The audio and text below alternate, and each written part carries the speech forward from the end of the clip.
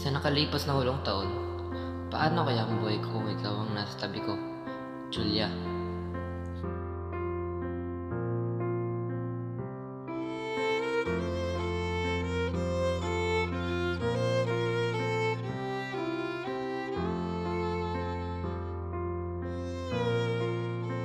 Naalala ko, nung una kita nakita.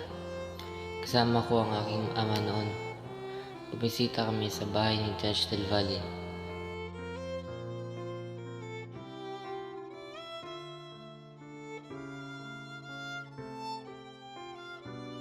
Tapos, nakita kita. Ito nga palang anak ko, si Alfredo. Ito nga palang hipag ko. Ako si Julia. Julia Salas.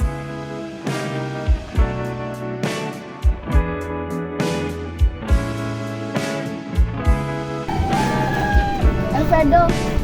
Ay, Julia, narito ka pala.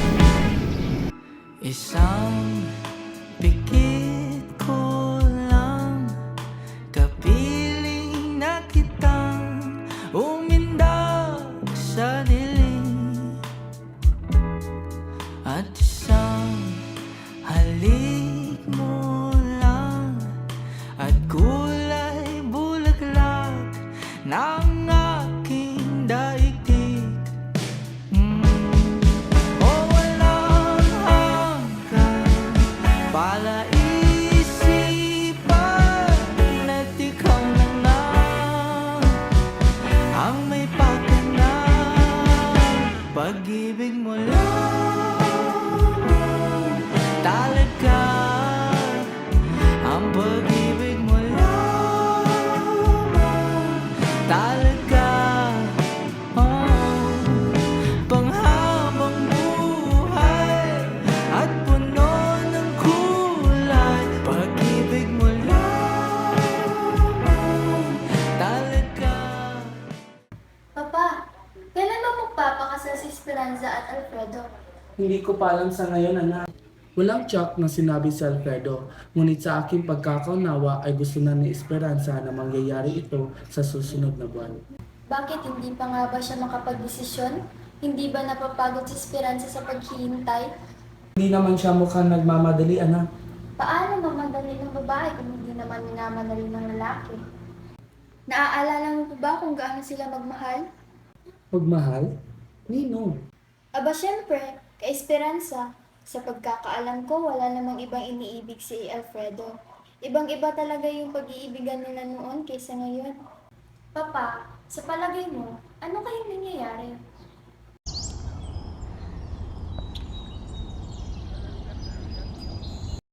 May gusto sana akong malaman, Alfredo. Ano yan, Esperanza? Napansin ko kasi nitong mga nakaraang araw. Hindi mo na ako hinihintay pagkatapos ng misa. Bakit nga ba, Alfredo? Minsan, umuwi ka agad ako para tapusin na yung mga trabaho. At kung hindi naman, pinapasama ako ni Papa kina Judge Del Valle para maglaro ng ajedrez. Kung ganun, naiintindihan ko.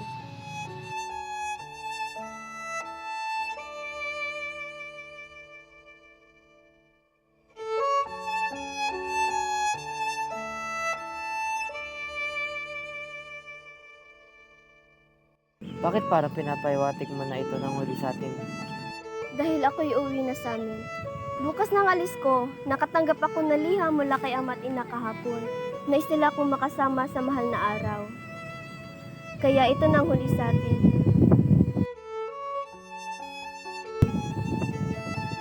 Naiiba at napakalayo nito kumpara sa aming lalawigan. Pakiramdam ko ako'y nasa ibang kalawakan. Sumasangayon ako dyan, Julia. Napakaganda at naiiba ito. Tulad na lamang ng mga lumang bagay na tila di ko kayang bitawan. Anong mga lumang bagay, Alfredo? Mga pagkakamali, mga panghihinayang, mga bumabagabag. Ito yung mga lumang bagay na lagi kong pinapasat.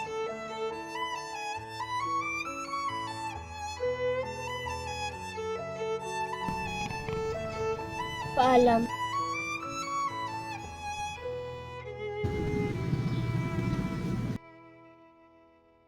Alfredo, may pupuntahan lang ako sandali.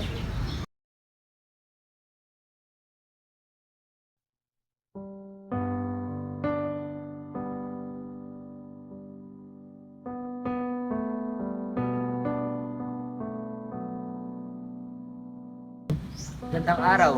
Akala ko ba matagal ka na nakaalis?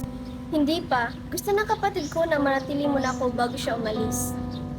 Pati din pala si Judge, sama? Oo. Gusto sana kitang batiin. Para saan? Kaso nararating mo kasal. Dapat noon pa lang binati na kita. Interesado ka ba sa mga kasal? Kung sa mga kaibigan ko, oo. Pupunta ka ba kung iimbitahan kita? Kailan bang kasal? Sa Mayo. Sabi nila, ang Mayo daw ay buwan ng kasiyahan. Pupunta ka ba? Bakit hindi? Kung ganon, pupunta ka ba? Kung ako yung iyong iimbitahan, Kung ganon, iimbitahan kita.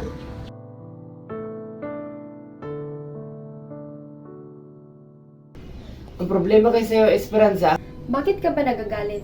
Hindi ko maintindihan kung bakit ka nagkakaganyan.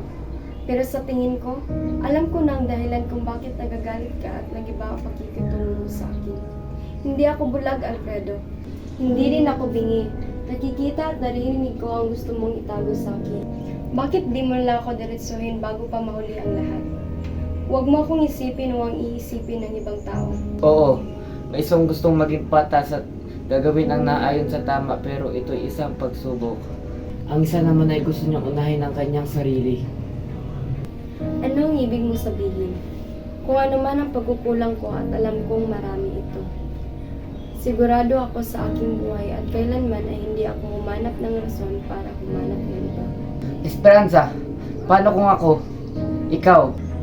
Kung gusto mo nang bawiin ang sinabi at pinangako mo dahil pagod ka, bakit di mo na lang sabihin na pagod ka na sa akin?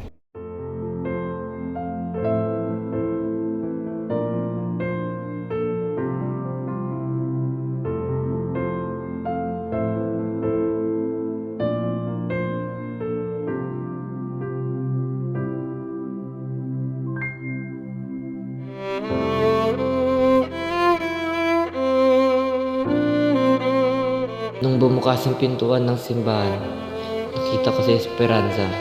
Pero sana, ikaw na lang yun, Julia.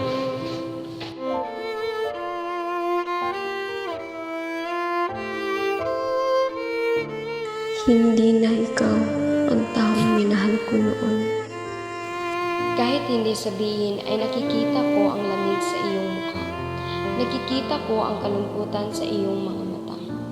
Naaalala ko ang araw na iyon. Ang araw na ang iyong mukha ay kumikinang tulad ng mga bituin sa gabi. Yung pagtingin mo sa kanya. Yung ngiti na sa ulo mo. Alam kong masaya ka kay Julia.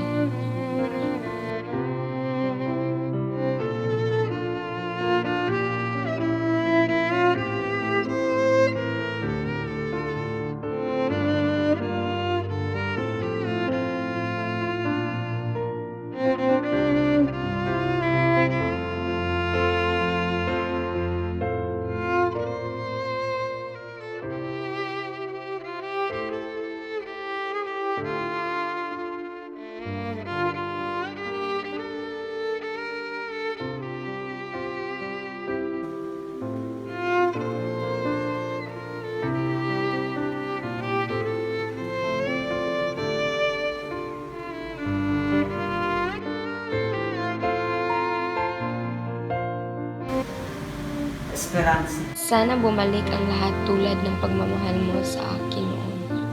Kaya't ang sasabihin ko ay, I do. Alfredo. Kailangan kong gawin ng tama. Kaya't ang sasabihin ko ay, I do.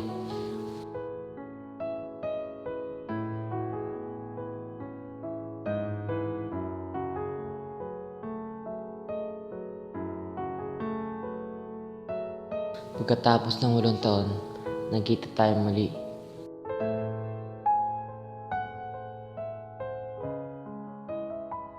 Napagtanto ko na sa loob ng 8 taong hindi natin pagkikita ay may mga nagbago sa iyo. Nakikita pa din ang buhay sa iyong mga matang, ngunit bakas na din na tila may nawala sa iyo. Ngunit naisip ko, sa iyo nga ba may nawala o sa akin?